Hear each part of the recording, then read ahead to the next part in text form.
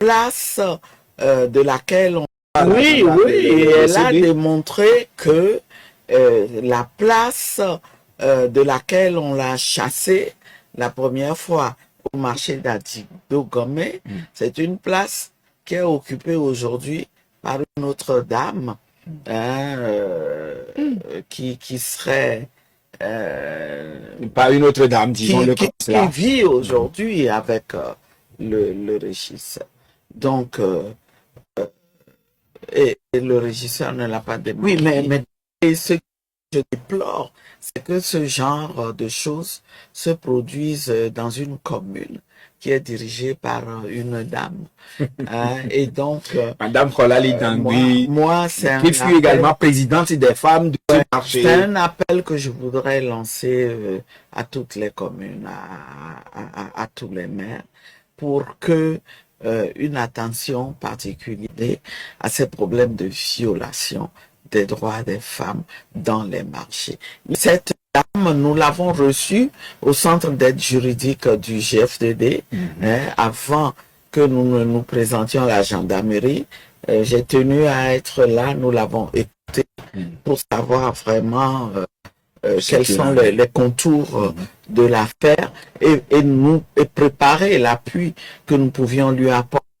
Et donc, nous nous sommes concertés avec le CACIT, qui est une organisation de droits de l'homme et qui était représentée aussi à la gendarmerie et qui a eu cette idée géniale de fournir un avocat. Maître Akapo, à qui je voudrais faire un coucou, c'est une jeune avocate qui m'a vraiment épaté. Elle était présente. Elle était présente. Nous étions ensemble depuis le matin à 10h. On nous a convoqués jusqu'à 18h. Alors la dernière fois, c'était vous avez menti parce que les faits ont été totalement démentis. Pas l'incriminé. Oui, il n'a pas reconnu les faits, mais il était dans une posture qui était de démontrer que en dénonçant ces faits-là, on l'a diffamé et donc il a porté plainte. Alors, je crois que à la fin de la journée, tout le monde a compris c'est quelque chose de complexe et de grave. Moi, je voudrais remercier le CB qui a pris son temps pour que la vérité se manifeste. Nous avons fait un transport sur les lieux parce que c'est un harcèlement sexuel qui est lié à la question des places aussi au marché. Ce qu'il faut savoir, c'est que ce que allègue cette dame, c'est que en ayant repoussé les avances du régisseur, eh bien, ça a eu pour conséquence de lui arracher sa place au marché, ce qui est un fait que nous avons vérifié, mais ce que nous mais de la gendarmerie, vous étiez transporté sur absolument la place du marché à Adido-Gomé, à Sieyeye. Et après Adido-Gomé à Sieyeye, on est allé à Logoté, la route de Ségbé là qui mène à la frontière avec le Ghana, parce que cette femme-là a continué à être harcelée là où elle est allée s'installer. Elle n'en pouvait plus, elle a poussé ce cri-là d'alarme parce que on lui demandait de dégager de là où elle est en ce moment. Là où elle s'est réinstallée. Là où elle s'est réinstallée. Et d'abord, on l'a fait, on a prétendu que son étalage était trop avancé. On l'a repoussé contre un mur qui était un mur privé, donc un particulier. Ce qu'elle a accepté, mais ensuite, on a dit non, il faut partir de là. Et heureusement que le propriétaire du mur lui a dit, mais madame, écoutez, moi je vous fais une ouverture, allez vous installer à l'intérieur. Et même là, on a continué à la poursuivre en lui demandant de courage de parler. Eh bien, ça donne du courage à d'autres victimes précédentes aussi, qui disent, moi aussi, j'ai subi ça. Voilà. Mais ce qui est sûr, c'est qu'il y a une action à mener. Voilà. Il y a une action à mener. Donc, surtout le message est lancé au registre des L'État a marchés. adopté une loi sur le harcèlement sexuel, notamment professionnel. Eh bien, c'est un lieu de travail par excellence pour les femmes. Les marchés, il faut les protéger. Vraiment, nous attendons de voir l'issue de cette affaire afin que le dénouement soit beaucoup plus à la satisfaction de tout le monde. Alors, Madame Adjamagbo, après près de 5 mois de longue attente, le premier gouvernement de la 5e République a été dévoilé le mercredi 8 octobre 2025. Ce gouvernement va être élargi à Bojona, Yark, Tengue le lundi 13 octobre 2025 par décret présidentiel. Ce n'est pas fini. Un mois après, c'est-à-dire le dimanche 9 novembre 2025, Arthur Lila Trimian a été nommé ministre délégué auprès du ministre de l'économie et des finances et il sera chargé de la promotion des investissements et de la souveraineté économique. On se croirait fini la composition du gouvernement. Non, nous dira alors le dernier décret présidentiel du 23 janvier dernier avec la montée de Tengue Kokou Edem et Komlan Luku Kadji au gouvernement. Question maintenant. Pourquoi cette rallonge interminable de l'équipe gouvernementale? Ah ben, c'est la question que les Togolais se posent. Finalement, on se retrouve avec un gouvernement pléthorique. Et on se demande si c'est le nombre qui fait l'efficacité. Surtout que le constat que l'on fait, c'est que on reprend les mêmes. On prend les mêmes, on recommence. Les anciens sont toujours appelés aux affaires. Je crois que ce phénomène-là, c'est la première fois que nous assistons à ce phénomène où on a l'impression que les choses se font par à-coup.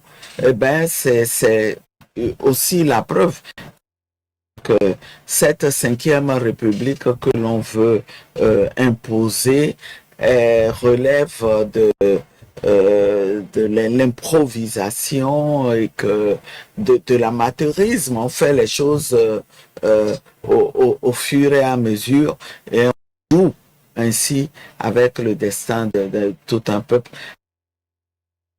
en raison de rejeter cette 5e République et de ne pas se sentir concerné. Oui, mais le rappel, toujours on assiste au rappel des anciens aux affaires. Quelle impression cela donne? Mais ça donne une impression que on a un système, un système qui se bat pour se maintenir, qui n'arrive plus à recruter vraiment. On est enfin de régime. C'est aussi un indicateur. On a du mal à trouver les ressources qu'il faut parce que beaucoup de Togolais ont compris. Vous savez, vous avez dû constater que par le passé, plusieurs fois, nous dénicher des ressources très compétentes qui ont accepté en pensant que ils auront toute la marge de manœuvre pour travailler, mais qui ont très vite déchanté et qui ont quitté la barque. Les Togolais tirent leçon de ce genre de choses. C'est un régime qui est finissant. Et finissant? C'est un régime qui est finissant. Il est finissant. Il est finissant, Joachim, parce que les Togolais ont compris qu'il faut qu'ils y mettent fin. Les Togolais n'en veulent plus. Et puis regardez, après 60 ans hein, de règne, c'est normal, je dirais, c'est presque une loi de la nature. Il s'agit pour nous de faire notre part pour que cette loi de la nature se réalise et que on mette fin, hein, au régime incarné par la famille que l'on sait et ses alliés. Voilà. Oui, mais là, tout va passer peut-être par des élections avant que vous n'accédiez donc au règne du pouvoir de manière formelle. Vous parlez, oui, mais ici, là, êtes sérieux en parlant d'élections.